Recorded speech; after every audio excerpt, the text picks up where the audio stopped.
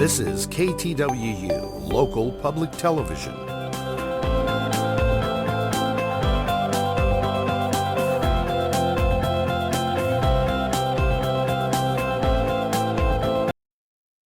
Good evening and welcome to the KTWU studios on the campus of Washburn University. I'm Val Vandersloot, General Manager for KTWU. And I'm Amber Dickinson, Professor of Political Science for Washburn University. KTWU and the Washburn University Political Science Department are proud to bring this evening's debate forum to you. As the public television station in Northeast Kansas, it is important for us to provide you with knowledge and insight as you exercise your rights as an informed voter. The Washburn University Political Science Department has a long tradition of providing real-world experience in the study of governments, public policies, and political behavior using both humanistic and scientific perspectives and skills to examine the countries and regions of the world. We take great pride in providing a neutral ground for open discussion in politics and policies and conducting public issue forums like this one. Now, please stay tuned as we bring you the candidates vying for a seat in the race for 2nd Congressional District of Kansas. KTWU Public Television and the Washburn University Department of Political Science present a political forum featuring candidates for Kansas's 2nd District in the House of Representatives. We now present moderator Bob Beatty. Hello, I'm Bob Beatty. The Kansas 2nd District is spread out north to south in eastern Kansas and was dramatically changed this year when the city of Lawrence was removed from the district after the 2020 census. It includes the state capital of Topeka. The 2nd District has been around in various forms since 1874. In that time, there have been 18 Republicans and 9 Democrats representing the district. Oh, and one populist. I'm sure you all recognize the name Mason Peters from 1897. The current representative is Republican Jake LaTurner. Before being elected to Congress in 2020, he was the Kansas State Treasurer and also served in the Kansas Senate. His challenger is Democrat Patrick Schmidt. He served in the U.S. Navy as an intelligence officer aboard the USS Ronald Reagan and is now a member of the Naval Reserve. This debate is a partnership with the Political Science Department at Washburn University, and they have selected the topics. We'll also be taking questions from our audience and from you on Facebook and Twitter. Now, candidates, by the rules of this forum, you've each been given 2 minutes for opening statements, and we start with Jake LaTurner. Thank you, Bob. Thank you for having me, and thank you for hosting this event. My wife Suzanne and I are raising our 4 kids, Ava, Joe, Maggie, and Gus, here in Topeka. This is a great state and a great country, and we need policies in Washington, D.C. that reflect that. For the last 2 years, I've served you in Washington, D.C., fighting against the spending of trillions of dollars of taxpayer money that has caused this 40-year high inflation, fighting to secure our wide-open southern border that has resulted in human trafficking and drugs like fentanyl killing our young people, fighting to make sure our law enforcement isn't defunded but has the respect and the tools they need to keep our community safe. What I have seen, and those of you watching at home have seen, is that it's time to put an end to the one-party rule in Washington, D.C. that we have seen for the last 2 years. It's time to get our country back out of the ditch and back on track. And that is what this election is all about. My opponent talks a lot, but what he really wants is to keep us in the ditch with these same failed policies we've seen. This year, he called our economy the best since Ronald Reagan was president. He supports offshoring, more manufacturing to China, supports a $716 billion cut to Medicare when our seniors need it the most. And he's run an unserious campaign, accusing me of cutting Social Security, closing hospitals, banning birth control, and even accused me of being a mouthpiece for Vladimir Putin. Do not be deceived. I'm running for Congress to be a check on the Biden administration. I want to stop this out-of-control government spending and actually pass legislation that secures our border. I will have the back of our law enforcement and do everything I can to safeguard Social Security and Medicare. I'm asking for your vote because my kids, your kids and grandkids, deserve a strong, prosperous, and safe America where everyone still has a shot at the American dream. Thank you, and I look forward to the questions tonight. Patrick Schmidt. Hi, my name is Patrick Schmidt. I'm a 6th-generation Kansan. My dad was a farmer and custom cutter from Gossel, Kansas, and taught elementary school in Kansas for 50 years. My mom's family settled in Crawford County in the 1860s, working in the coal mines. For the last 7 years, I've been serving in the United States Navy, and for more than 5 years on active duty. I was stationed on board the USS Ronald Reagan with Joint Special Operation Task Force Arabian Peninsula and at the Office of Naval Intelligence, and I now serve in the Naval Reserves. I'm running because I'm worried about Kansas and our country. My dad started working as soon as he could see over the dash of a combine, working his way up running the combine on the family farm and harvesting from Canada to Texas. He followed his passion for teaching and remained in the classroom for over 50 years and taught until the day he died. But they weren't easy years. When Jake and his mentor, Sam Brownback, bankrupted Kansas with their failed experiment, school teachers like my parents bore the brunt of that fallout. When my dad was ravaged by heart disease and COPD, Jake and his friend Sam Brownback slashed school funding, crippling Kansas families who wanted to teach despite their dwindling salaries. My dad had to decide between raising his family or taking the expensive medicine he needed to stay alive. It meant he couldn't raise 2 sons and afford his own home. It meant he chose not to take some drugs because he couldn't afford them. And in the last weeks of his life, mostly spent on a breathing machine in a hospital, his one concern was how much that treatment would cost. We can't afford to let Jake to continue experimenting with our lives and our livelihoods. We can't let him and his allies experiment and end Social Security and Medicare. And we certainly can see from his past votes, we cannot trust him with our rights and our future. Kansas needs a representative who will work for everyone, even if they didn't vote for him. And if elected to serve in this office for the 2nd District, I will prioritize the things that will help Kansas the most. Unlike Jake, I will protect Social Security and Medicare.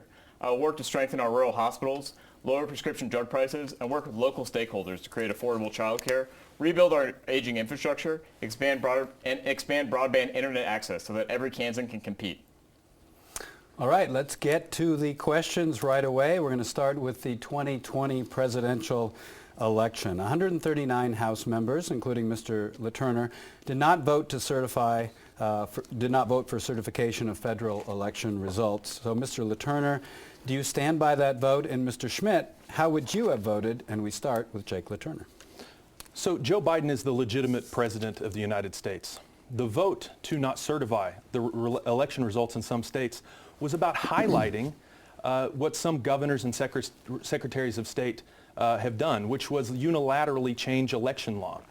The Constitution says that that is up to state legislators. And I think it was time to highlight that. What doesn't get discussed in this is that every time a Republican has won the presidency for the last 20 years, Democrats have objected to it in the House. What we need to focus on as it relates to our election laws in this country is to make sure that the states get to make the decisions. What we've seen in Washington, D.C. from Nancy Pelosi, the Biden administration, and Chuck Schumer in the Senate is they want a federal takeover of our elections. That's what H.R. 1 is all about. They wanted to make sure that we didn't have voter ID laws. They wanted to appoint an election czar. That is the wrong way for us to go. I want strong election laws, and I want Kansas to get to decide that. Things like voter ID is common sense, and we need to safeguard that. If you want to get a hotel room, if you want to get on an airplane, if you want to rent a car, you have to show your ID. You still should have to do that to exercise your constitutional right to vote. That's what I believe. My opponent and the Democrats in Washington, D.C. want a federal takeover of our elections. Right, Patrick Schmidt. So first off, of course I would have voted to certify the elections because they were free and fair elections. My opponent, Jake LaTurner, is lying. He ran and hid when the Capitol was attacked, when police officers were getting the shit beat out of them with lead pipes and American flags. And then he gave the criminals exactly what they wanted. For no reason, without any evidence, he voted to overturn election results in 3 states. And in his first days on the job as representative for this district, Jake LaTurner's new friends in Congress requested a pardon from him, from the president. I don't know about you, but I've never needed a pardon in any job I've been on in less than a week. And so I think, being a part of a criminal conspiracy, and it was a criminal conspiracy to overthrow the government, the first failed peaceful transfer of power in this country's history, that's a record that I understand Jake doesn't want to talk about. But we need to understand what happened. We need to hold the criminals, the people that architected that attack, to account.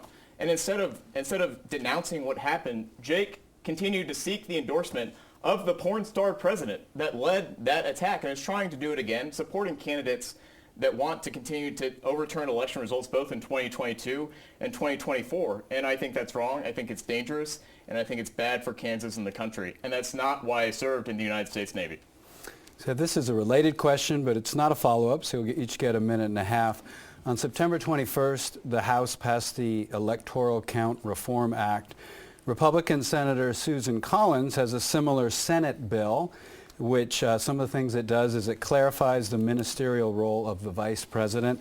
It cuts down on frivolous objections to the Electoral College, and it strikes an 1845 law that might be used by state legislatures to override their popular vote. So my question for the two candidates is do you support this Senate version of the Electoral Count Reform Act? And we start with Patrick Schmidt. I will support any legislation that ensures that we have democratic government in all 50 states in the United States, as is provided for in the United States Constitution. I don't know the specifics of this bill, but certainly we know, given that Republicans running across the country are campaigning on preventing free and fair elections, both in 2022 and 2024, we need to do everything we can to stop these criminals from doing it again.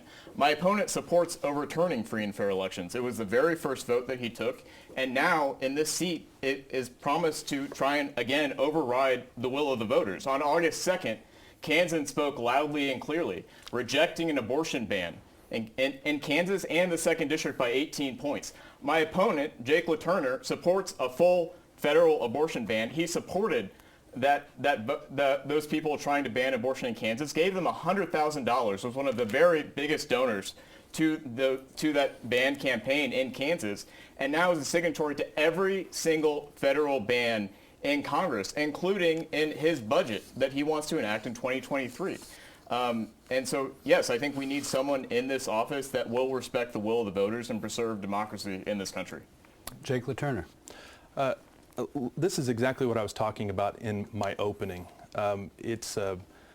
We should all be responsible with the things that we say. I think my opponent tried to connect me to criminal conspiracies and seeking a pardon, which just flat out is not true. What happened on January 6th is horrific. I was there that day with my wife and 4 kids. What I've said from the very beginning on the day is that this cannot take place in the United States of America. We need to make sure that everyone that broke the law that day is held accountable. We need to make certain that leadership that didn't protect the Capitol building that day is held accountable. And we need to make certain that this never happens again in this country. There's a big difference between peacefully objecting, as Democrats have done, as I mentioned, in every time Republican won the presidential election for the last 20 years, and the horrific violence that we saw on January 6th that was completely inappropriate. What I hope for tonight is that we can stick to policy discussions, which is what I think the people of the 2nd Congressional District deserve, and not resort to saying anything that comes into our mind just because we want to get elected to Congress. Thank you. Well, this question was actually farther down on the pile, but Mr. Schmidt mentioned it, so we may as well get to it. On August 2nd, Kansas voters voted to keep abortion as a right in the Kansas Constitution by a pretty wide margin, almost 20 points. So the question is fairly straightforward.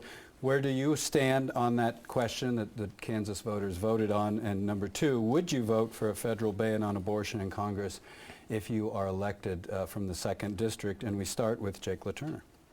I'm pro-life. I always have been. I will continue to be pro-life. And what I'm focused on at the federal level is what I think most Kansans agree on, which is that we should not have taxpayer funding for abortions. I'm going to continue to work on that. I'm going to continue to work with our state legislators to make certain that we have common sense provisions in our law, like parental notification if a minor wants to seek an abortion. I think most Kansans agree with that.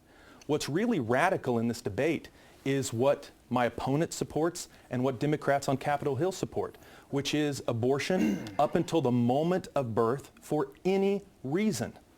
You know, there's only a few countries in the world that allow abortions after 20 weeks. Among those countries are China and North Korea. We don't want to be on that list. We need common sense provisions, no taxpayer funding for abortion, and we certainly should not be having abortion like my opponent wants for any reason up until the moment of birth. I think that's where most Kansans are, and that's what I'm going to continue to focus on in Congress. Patrick Schmidt. So on August 2nd, Kansans spoke loudly and clearly. By 18% and 18%, in the 2nd District. They rejected an extreme abortion ban in Kansas, which would have brought us more situations like what we saw in Ohio, where a 10-year-old girl, a victim of violent rape, was going to be forced to carry that pregnancy to term without any regard for her life or safety, forced to give birth by the state. And I think that's wrong. I think that's dangerous, and we don't want that in Kansas. My opponent was one of the biggest supporters of that abortion ban in Kansas. He states that banning abortion is why he entered politics, not to help people, but to ban abortions. That's why he gave that campaign $100,000 and was one of their biggest donors. And I think that, his extremism doesn't stop there. He is a signatory to every federal ban in abortion, and in his budget, his study club budget, supports every single federal ban that would ban even in cases of the life of the mother, and is so extreme that on July 21st, he voted no on H.R. 8373. He voted to ban birth control. And I don't want to be in a position, I don't want to be where we were before 1972, where we don't have fair and legal access to birth control all across this country. I think that's dangerous, and I think that's way too extreme for Kansas. Thank you. And no means no. Okay, sorry. Thank you. We're going to head into foreign policy. It's a little hard to believe, to be honest, as we stand here, that there's people in Ukraine being bombarded, but that's the case. On February 24th, Russia invaded Ukraine, and the question is the United States doing too little or too much to support Ukraine, or I guess I should add just enough? We start with Patrick Schmidt. Look, I'm a naval intelligence officer. I spent 2 years on board the USS Ronald Reagan in the East China Sea and the South China Sea. I supported special forces in the Middle East, working to counter Iran's support for terrorism and their threat to our allies, and then served at the Office of Naval Intelligence, where I worked on all of those problem sets, and including Russia. We are being challenged all over the world, including in Eastern Europe and in the Pacific, in ways we haven't been since World War II. My great-grandfather served in Pershing's Army. My grandfather flew in the Army Air Corps in World War II. And we have to stand firm in the face of Russian aggression. We need to do everything that we can to support the people of Ukraine, fighting for their freedom, fighting for democracy on the front lines. And the first war we've seen like this since the end of the Cold War. My opponent, their plan in Congress is to sacrifice Ukraine to Russia. That is what they want to do. That's what their aspiring speaker wants to do. He said it very publicly 2 weeks ago.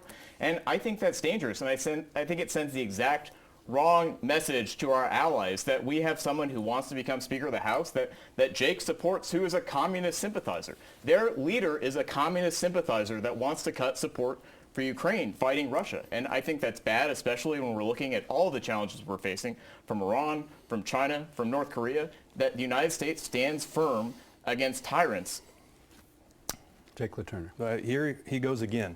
Let me back up. I want to talk about Ukraine, but quickly let me address the previous question, where my opponent said that I voted to ban birth control. There was not a vote on the House floor, not one time, to ban birth control. I support access to birth control. The bill that he's talking about was a bill that Nancy Pelosi put on the floor that did not require all birth control to be approved by the FDA. It wasn't safe. I supported an alternative bill that guaranteed access to birth control. I will always maintain that position. Now on to Ukraine. Again, my opponent says that we want to sacrifice Ukraine to Russia. Absolutely not true. I've been over there. I've been to Moldova and Poland and Romania. I've seen the terrible toll this has taken on women and children that have had to endure this unprovoked evil attack from Vladimir Putin. I voted for $40 billion in funding for not only humanitarian aid, but for lethal weapons to help the Ukrainians fight this war and to win it. It is important that we stop Vladimir Putin where he is. We had Georgia, and then Crimea, and now Ukraine. He will not stop until he invades a NATO country, and then we are at war. This is the best thing that we can do right now, is to continue to supporting Ukraine. I think it's an important issue. I stood up to many in my own party to support the $40 billion in funding to Ukraine because it is in our national security interest to defeat Vladimir Putin. I'm going to call this a follow-up because it's foreign policy, so you'll each get a minute. And so my question is, we're talking about Russia, and you can continue talking about Russia if you'd like, but what do you see as the greatest threats, maybe along with Russia, to the United States in terms of foreign policy? Patrick Schmidt. Look, we know right now that our enemies, China and Russia, are looking to exploit the openings we have in our own country. And the extremism, the violent rhetoric that Jake and his party propagate, have led to violence in this country, and they've given an opening to our enemies to further hurt us.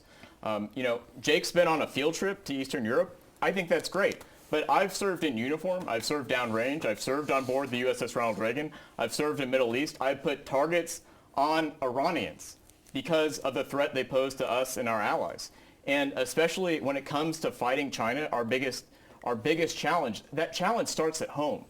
The Higgins boats that went over the beach on D-Day were made by Americans. They were made by American workers. We need to support American families. We need to rebuild our infrastructure so we can fight China. Jake LaTurner. China is our biggest concern. China has been incredibly aggressive over the last 2 decades with the Belt and Road Initiative, which is getting third world countries on the hook for them funding their infrastructure projects. When you look at the 10 largest ports across the world, they own 7 of them. They are infiltrating our telecommunication systems right here in the United States. Things that aren't classified, but in the public sphere, and where they choose to do that is closest to where our nuclear facilities are. China is an enormous threat, and we have to stand up to them. And we have to take the long view. China is, they're looking at this over the next century. And the United States has to have the will, the determination, the seriousness to address this problem. I'm going to continue to do that, make sure that we're bringing more of our manufacturing back to the United States of America. My opponent, on the other hand, supports sending more manufacturing to China. We can't afford to do that. We have to take the long view. We have to be willing to make key investments to make sure that we are successful. All right, we're going to move on to the economy. And in 1979, the top songs were Hot Stuff by Donna Summer, YMCA by the Village People, and a song we would all awkwardly slow dance to in junior high called Reunited by Peaches and Herb. But 1979 wasn't all of that. It was also featured 11% inflation. And this year we've had 9% inflation. So is there anything that a congressperson can do or the federal government can do about inflation, or is it just left up to the Federal Reserve? And we start with Jake LaTurner. There absolutely is something we can do about this. What we saw this last 2 years in Congress has hurt the economy. You mentioned, Bob, inflation at 9%. We are on the verge of recession. When the American Rescue Plan, which is Joe Biden and Nancy Pelosi's big government spending bill, was on the floor, you had Democrat, left-wing economists say that this is going to cause inflation in our country. And that is exactly what happened. Then after they passed that, they came up with the Inflation Reduction Act, which no one is feeling the impact of in a positive way. It hurt the economy even more. What we need to do at the federal level is make certain that we stop the trillions of dollars of spending. We need to cut government waste. And we need to bring inflation down. My opponent and I have a big difference of opinion on this. He called the economy this year, he called the economy the best it's been since Ronald Reagan was president in 1984. That's someone that doesn't really understand the problem. He has said publicly that he supports the American Rescue Plan that caused this problem in the first place. Kansans are hurting. They're sitting around the kitchen table wondering how they're going to pay their bills. When they go to the grocery store, it costs more. When they go fill up at the pump, it costs more.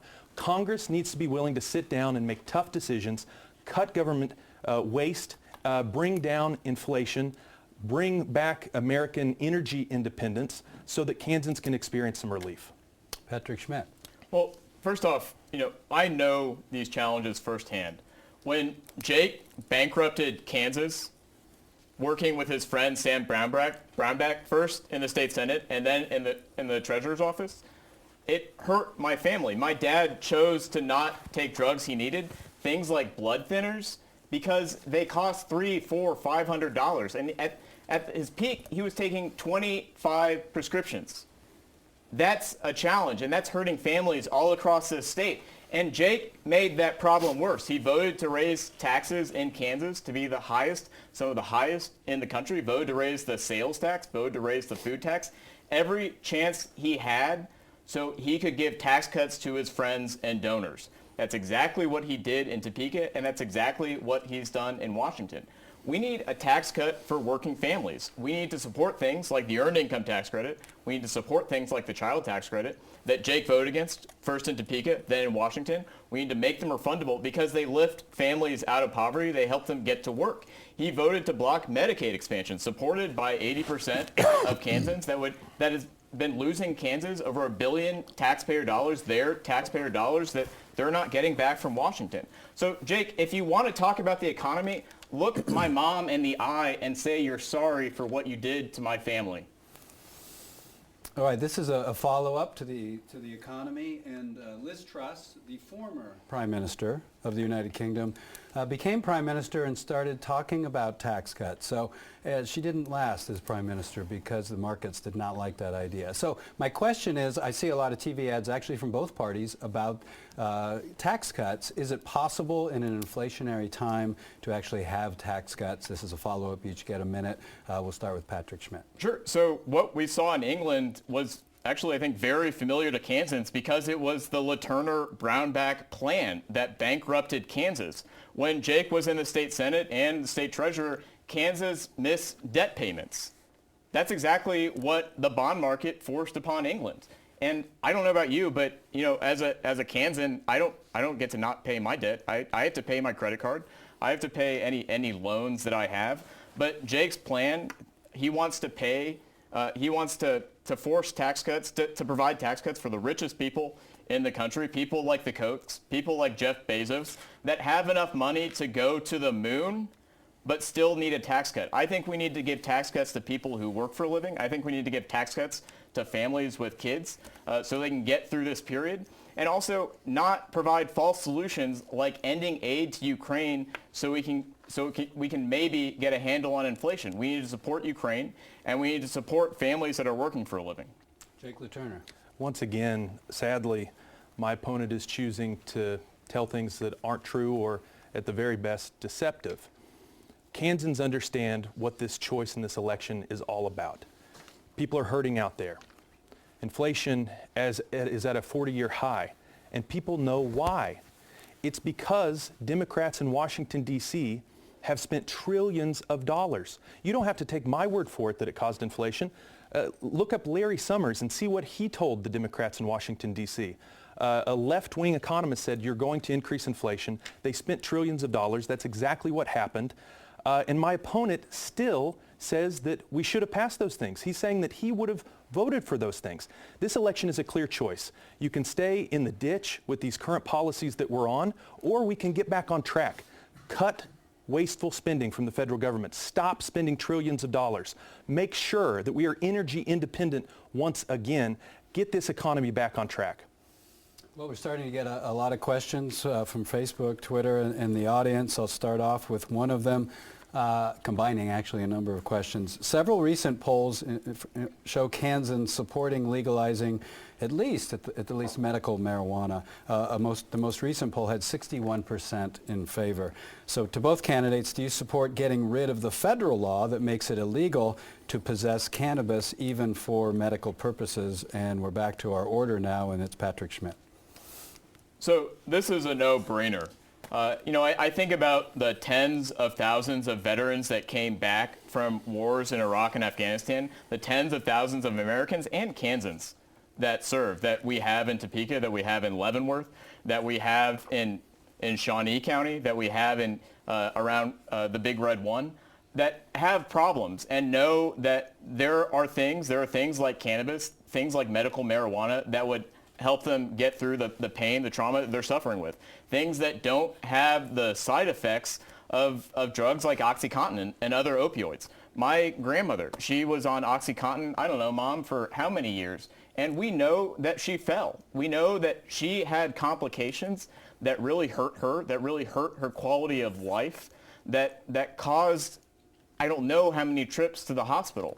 And if there is something like medical marijuana that would alleviate all of those problems and provide much needed relief for veterans, much needed relief for seniors, and frankly is probably a lot more affordable, I think that that's something that we should have, especially in a district that has as many veterans, in a district that has as many seniors, and also in a district where the incumbent in this office, Jake LaTurner, has sought to close hospitals all across the district, in Leavenworth, in Brown County, in Labette, in Montgomery County, and that can get that relief on their own without having to make a trip to a doctor that's far away. Jake LaTurner. States are making the decision on this. We know what's happened in Colorado. We know what happened in Oklahoma. Missouri has it on the ballot. I'm comfortable with states making the decisions. They're discussing it in our state legislature this last year, and they will be this next year and come to a conclusion through the people's elected representatives. What I have done at the federal level is support the Safe Banking Act, which allows these states to use our banking system, which makes the process much, much safer. My opponent mentioned opioids, and I want to talk about that for a second. I talk to local law enforcement every single day, and they are dealing with opioids. They are dealing especially with fentanyl that is flying across our southern border because this administration and the Democrats on Capitol Hill haven't been willing to secure the border. This is an incredibly important issue. It is the #1 killer of Americans ages 18 to 45. 300 Americans a day die from fentanyl overdoses. Here in Kansas, we've had a toddler recently overdose on fentanyl. Enough is enough. My opponent has not talked about this. Trying to get him to say what his policy is on the border is like trying to nail Jell-O to the wall. He has no plan. He will not speak out against the Biden administration. We need to secure the southern border, provide the resources that the Border Patrol needs to do their job so we can stop this onslaught of human trafficking and drug trafficking and support our law enforcement here in Kansas that are dealing with this issue every single day. Bob, I got to respond to that. The counties that have the biggest fentanyl problem in Kansas are the counties where Jake has closed the most hospitals. In Bourbon County, Labette, Brown, Montgomery, Leavenworth. All right, I'd say that's about 15 seconds. We'll get Jake LaTurner. My opponent, again, is shouting things that, again, are not true and isn't addressing the substantive issue, which is the open border that we have with Mexico. This is a major issue. This administration, this is not partisan. I don't care if you're a Democrat or Republican. We need to solve this problem, and my opponent should come clean with the people of this district and say what his position is. Well, I got an audience question, and I do believe it deserves an entire minute and a half from each of you, that the topic of opioids, so that's why I was eager to stop you. From the audience, we have an audience question that says, drug overdoses are the leading cause of death, as we've heard, for Americans 19 to 49. In my notes, I have a report from the CDC from 2021 of November that says, quote, drug overdose deaths in U.S. top 100,000 annually in those 12 months. So let's talk about this, and I would maybe encourage both of you to talk not just about the border, but what else can be done in this country when 100,000 people are dying annually of this. And actually, according to the rules here, it's Jake LaTurner's first off. 100,000 people annually, the #1 killer of Americans ages 18 to 45. This is a major issue. I recently had a roundtable with local law enforcement, sheriffs from counties across the district to talk about this issue. They all said this is a major issue and we're not receiving the support that we need at the federal level. Opioids are a huge problem because of the wide open southern border. This administration has not done anything about it. I'm on the Homeland Security Committee. I've been down there multiple times. I've talked to the Border Patrol agents. I see the problems that they face. We need to secure the border. We need to give the Border Patrol the resources that they need to do their job. And my opponent needs to talk about what his position actually is. Let's talk about crime. Again, something that law enforcement is dealing with across this country. Crime is on the rise. What I support is putting 200,000 more police officers on the street through sign-on bonuses and incentive bonuses. The way police have been demonized across this country for the last couple of years, law enforcement officers that are nearing retirement, they take it the second they can. And law enforcement officers tell me in this district that it is hard to recruit people to go into this profession. We've had national Democrats, state Democrats, and local Democrats trying to defund the police, trying to take a couple of bad actors in law enforcement and paint the entire profession with this broad brush. Law enforcement officers are doing a very difficult job. They're putting their lives on the line. They deserve our respect, and they deserve the resources that it takes to do their job. Patrick Schmidt.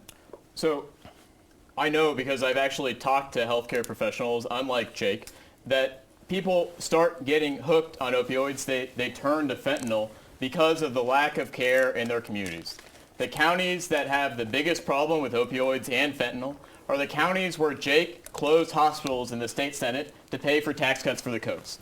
That's Brown County, that's Bourbon, that's Labette, that's Montgomery, that's Leavenworth, and there's also a significant problem in Crawford. And when Jake closes those hospitals, when he blocks Medicaid expansion, he blocks treatment for people with substance abuse problems, he blocks people that need mental treatment. And if you actually knock on the doors of the people in this district, which Jake hasn't, I'm not sure that he ever has, I know he hasn't in this cycle, the people that are struggling the most with crime in their communities, they also have very specific ideas about what they need. You know, I think about every door I knocked in Gateway Plaza. I think about every door I knocked at Everly Apartments in Topeka. They know that they need more police, that the police need more resources. They need more advanced resources to de-escalate situations. Jake defunded the police when he was in the state Senate. They raided their pensions, and they cut funding for KBI, for the highway patrolmen. And also, Jake likes to position himself on police, but he not once has talked to a police officer that saved his life on January 6th. 6 police officers died. Jake hasn't said a word and hasn't talked to them or their families. So I've received audience questions on this topic. You just mentioned it, and I had my own question, so it's a bit of a combination. A University of Kansas study estimates that Kansas lost out on close to $5 billion from 2014 to 2021 by turning down Medicaid expansion and then billions more in the economic activity funds that they might have generated. So it's a simple question. Do you support now Medicaid expansion in Kansas? And we start with Patrick Schmidt. Look, this is a terrible problem that Jake caused. Frankly, I think the number is a lot closer to $1 billion a year since 2014 that has closed hospitals. And you know, if your town, if your community loses a hospital, it's a death knell, because you lose good paying jobs. You lose tax revenue that keeps the schools open. In Jake's hometown of Galena, the superintendent yesterday sent out a message that they're going to have to go to 4 days a week. I think that's a problem for District 508, and I think that's a problem for Cherokee County, and we have to be on guard on what we can do to keep Kansas taxpayer dollars in Kansas. Right now, because of Jake's policies, because of Jake's votes, New York and California are getting Kansas taxpayer dollars. I want Kansas taxpayer dollars to stay in Kansas. I want us to expand care. I want us to make sure that we keep our rural hospitals open. And if Jake is successful in bankrupting Social Security and Medicare, which he wants to do, if he's successful the same way that he bankrupted Kansas, that he bankrupted the the funds for the Department of Transportation in Kansas, then it will kill every single rural hospital in Kansas. And it will put every nursing home on the chopping block. I think that's dangerous. I think that's extreme. And in Congress, I will fight to bring every Kansas taxpayer dollar back, and then some. Jake LaTurner. Again, with my opponent making irresponsible, false attacks, trying to win a congressional seat. Healthcare is an incredibly important issue in this district, and it's something that I've worked on for a long time. I have a great relationship with the Kansas Hospital Association, where I've worked throughout my time in Congress to make certain that our hospitals are properly getting reimbursed from the federal government, to make sure that they have access to affordable prescription drugs, because we need to make certain that our rural hospitals stay open. When I talk to everyday Kansans, they tell me that they want affordable access to health care. And that's what I'm going to continue to work on. A big part of that is making sure that we're protecting Medicare for our seniors. This is something that I care a lot about. I think about my grandma Ruby, 90 years old, relies on Social Security, relies on Medicare. We need to make sure that we protect that for her and protect that for all of our seniors throughout the district. What my opponent supports is a $716 billion cut to Medicare when seniors just flat out cannot afford it. I'm going to continue to work with our rural hospitals. I'm going to continue to make sure that the United States of America is a place where innovation takes place, We need people to have access to affordable care. We need more transparency to make sure that patients, not government bureaucrats in Washington, D.C., but patients get to make the decisions that are best for them. So I'm loving this audience. I was handed a question before the debate, so they're very anxious. The question is, I read a recent story that some in Congress are floating ideas about Social Security and Medicare that include the possibilities of raising the retirement age, cutting benefits, higher premiums. So candidates, do you support any of these ideas, and what are your thoughts about possible laws regarding Social Security as we go forward? And we start with Jake LaTurner. I've introduced legislation to protect Social Security. Let's be very clear about what Social Security is. This is not a government handout to seniors. This is something that seniors have worked their entire lives for. The federal government made a promise to seniors across this country that they could count on receiving their Social Security check.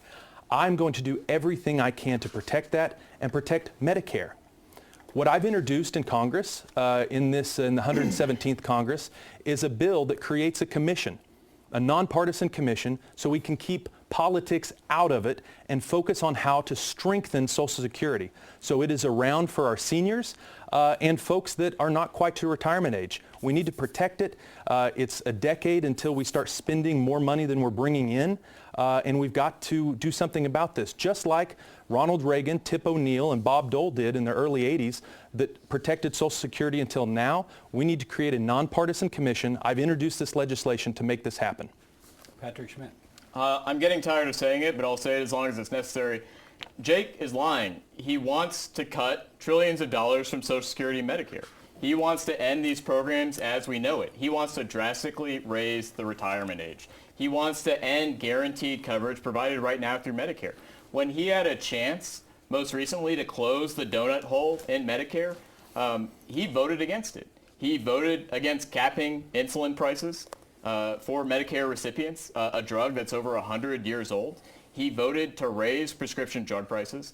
And he talks a lot, but really his plan is to put senior citizens on an ice floe. And I think that this is dangerous, and especially for our communities all across this district that depend on Social Security and Medicare to keep what few hospitals we have remaining, the ones that Jake hasn't closed. They depend on Social Security and Medicare to keep those things open. And, you know, I think about other things that Congress can do. When Jake had a chance, he voted against capping insulin prices. He voted against capping prescription drug prices. And he also has done nothing for the thousands of veterans across this district right now that are struggling because of a new decision from TRICARE, that because now they can't get their drugs from their local neighborhood pharmacies. Critical providers, critical institutions for local economies, and things that keep our communities safer and healthier. And we need to do everything we can to protect Social Security and Medicare, and especially protect it from Jake LaTurner and his friends in Congress. Okay, I'm going to ask a follow-up, which probably is going to sound more like a rebuttal, but because you mentioned prescription drugs, and that was one of the questions that an audience member had. So the question is, what can Congress do to lower prescription drugs? And again, it's a follow-up, so it's a minute, and we start with Jake LaTurner. What we can do are some of the things that I've done that I mentioned earlier, working with our rural hospitals to make sure that they have access to discounted drugs. This is an important issue. What we need in our healthcare system is more transparency so patients have more choices to make. We have a lot of folks out there that are concerned about losing their rural hospitals. That's why I'm working hard every single day to make sure that that doesn't happen. I'm working hard every single day to protect Medicare.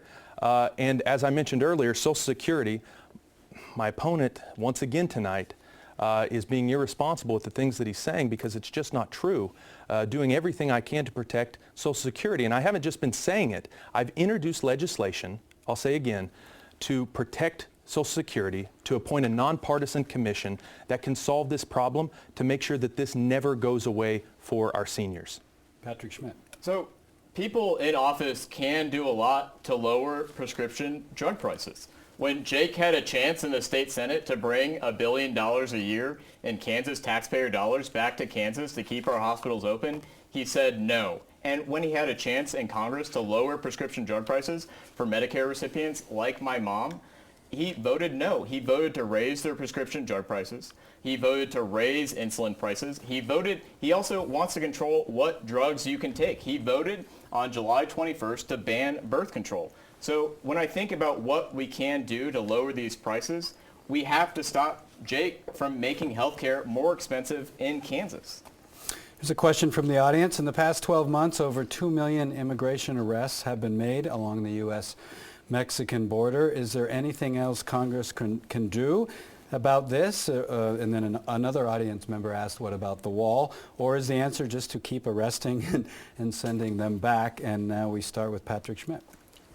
So certainly after serving in the United States Navy, serving in uniform, serving to keep our country safe, I will work with anyone that will keep our country safe and that will secure our border.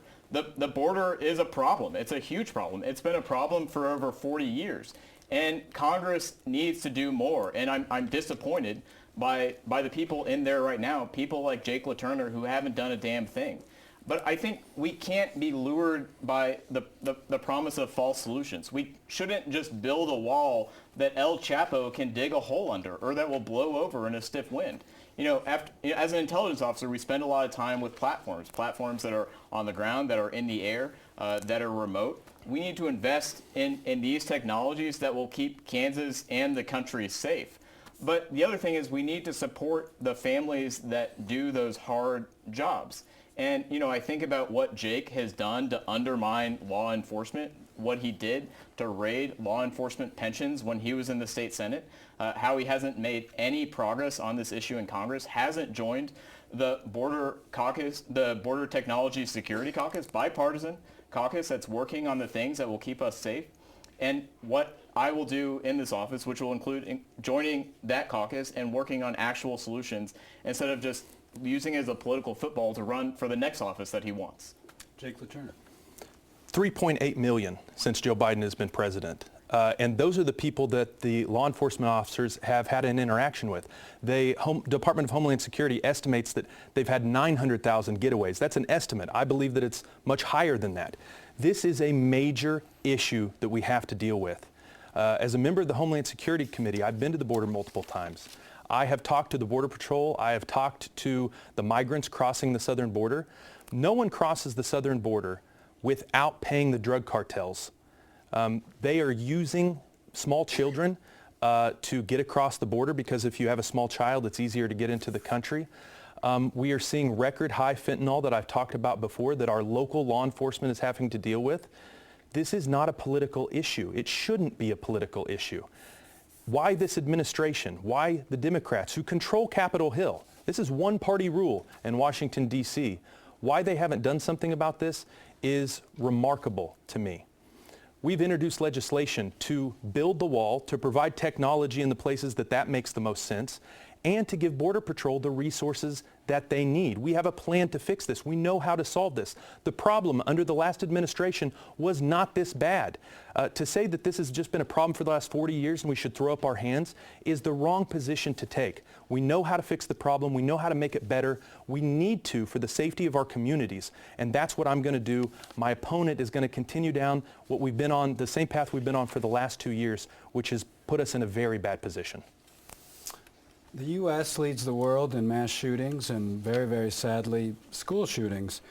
Do you support any actions at the federal level to address this? And we start with Jake LaTurner. Suzanne and I have 4 young kids. No child should have to fear for their lives when they go to school. No parents should have to worry about a mass shooting at their children's school.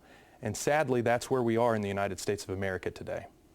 What I support is hardening our schools, making certain that they have the security that they need to protect them. We need more school resource officers in our school to protect them. And we need more mental health care in this country. We have a mental health care crisis across this country, and we need to do everything we can to combat that.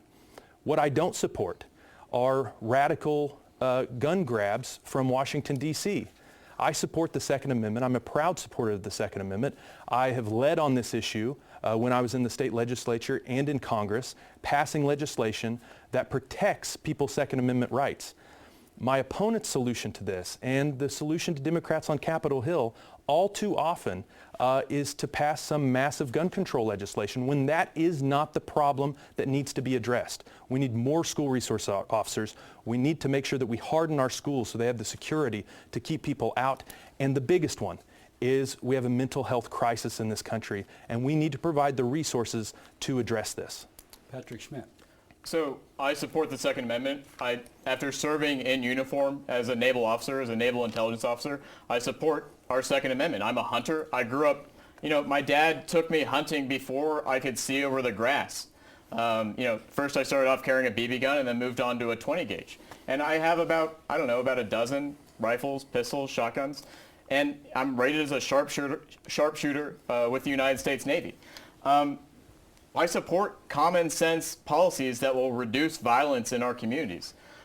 My opponent is not a credible source on this issue. Jake, I won't force you to talk to my mom, who taught in Kansas for 46 years, and she will tell you how dumb what you just said is about hardening schools. We need serious solutions to these problems. We need to make sure that violent offenders, people that beat up their spouses, that beat up their partners, shouldn't be able to go to Walmart and buy a gun. That's just common sense. And certainly, we absolutely have a mental health care problem. But Jake, you've closed so many beds in Kansas that would provide those necessary resources. You've driven those doctors, you've driven those providers out of Kansas. You've said no to hundreds of millions of dollars that would provide much needed resources for that problem in our community. And we need serious people in this office that will support serious solutions for mental health in Kansas. Well, we have time for one more question. It has to be just a minute answer for this one. Do you support President Biden's student loan forgiveness program? And we start with Patrick Schmidt. Look, we already have a student loan program in the United States. It's called the GI Bill.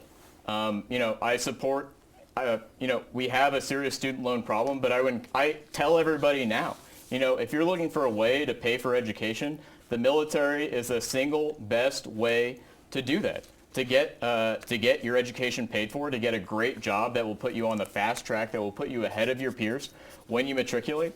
And that's what more people should consider, public service to deal with student loans.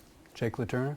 I think it's worth noting, and not being sarcastic at all, my opponent is right about this. The student loan forgiveness that President Biden put forward. First of all, Speaker Pelosi said over a year ago that it wasn't constitutional, that he didn't have the authority to do it in the first place. This is going to play out in the courts. But the fundamental issue is that over 80% of Americans that did not go seek a higher education for whatever reason have to pay for those that do. And it's unfair to folks that have paid off their student loans already or worked through college like I did to pay your tuition.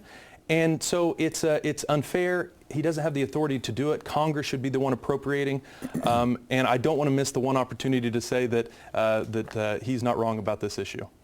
All right, thank you. This is where we wrap up the question and answer phase of this debate, and it's time for our candidates to now make their final case directly to you. They have 2.5 minutes to do so, and Jake LaTurner, your time starts now. Thank you, Bob. It has been an honor and privilege of my professional life to represent families and small businesses across eastern Kansas as your congressman. I'm proud of what we've accomplished, but we still have work to do. Democrats in Washington are failing families and communities across our state.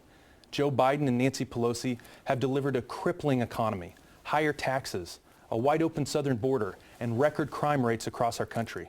We should be able to go to the grocery store, fill up our tanks, and pay our utility bills without breaking the bank. Small businesses should be able to operate without worrying about Washington bureaucrats breathing down their necks. Congress should be taking common sense action to help stop the fentanyl epidemic that's plaguing Kansas families.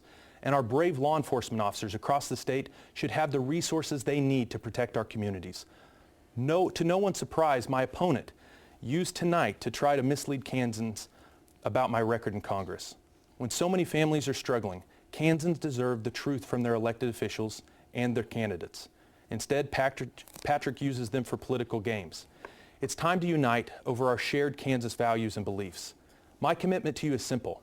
I will fight for an economy that's strong, a nation that's safe, a future that's built on freedom, and a government that's accountable to all Kansans. I will work with Republicans to end the reckless federal spending that's fueling inflation. I will help pass common sense solutions to secure the border. I will help implement pro-growth policies that put small businesses and workers back in the driver's seat of our economy. I will vote to fully fund our local law enforcement agencies, and I will give power back to parents across our state. My opponent will stay with the status quo. Folks, these midterm elections will help decide the future of our country.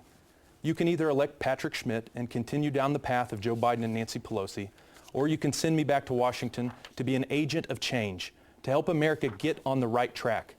I will never forget where I came from, and I will never stop fighting for my fellow Kansans. I humbly ask for your vote on November 8th. Thank you, and God bless you. Patrick Schmidt, you have 2.5 minutes. I'm so grateful for everyone who took the time to watch tonight. This election is incredibly important, and it's a clear choice, especially with as many people struggling the way they are. My opponent was a champion, was a cheerleader for the failed Brownback tax experiment that bankrupted Kansas families, that canceled infrastructure projects all across the state, that closed hospitals all across the state, and has done absolutely nothing as a career politician for the last 14 years, both in Topeka, now in Washington, but vote to raise your taxes every chance he had for the last 10 years. He wants to end Social Security. He wants to cut trillions of dollars from Medicare. He supports a federal ban on abortion and won't take no for an answer. As one of the biggest supporters for the attempt to ban abortion in Kansas, he gave $100,000 to Kansans for Life, and on July 21st, he voted to ban birth control. He has voted to raise your taxes in some of the very first votes he took in Congress, including to end the child tax credit, including to end the earned income tax credit, and now, as part of his budget, also wants to end the crop subsidy program.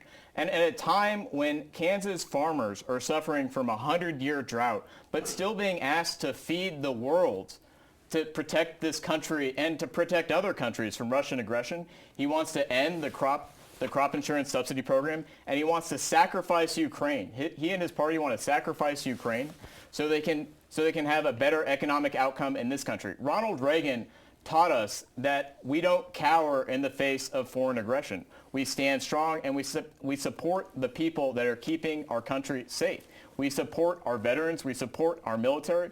When Jake had a chance to support veterans like Joe Wickham, who's here in the audience tonight, his office did absolutely nothing.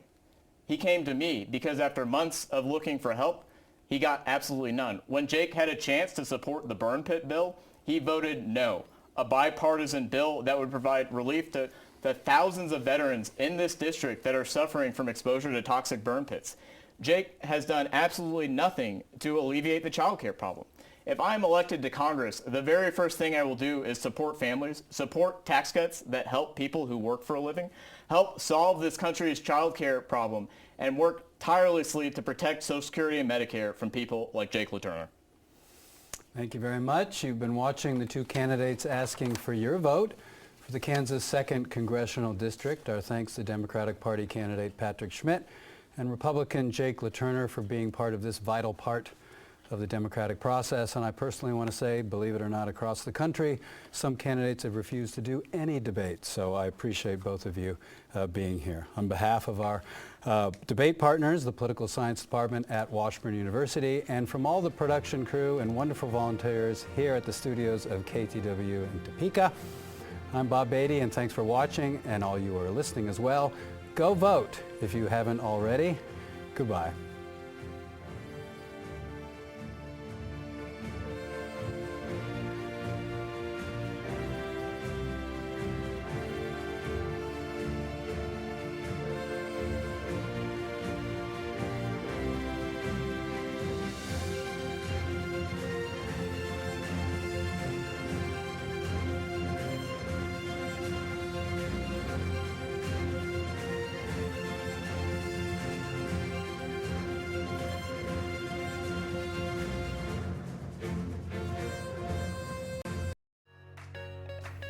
On the next Inspire, we'll talk about the different dimensions of self-care. Where are you on your to-do list?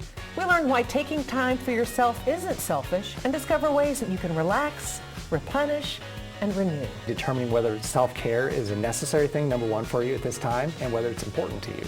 I feel better already, and so will you. Self-care, coming up next on Inspire.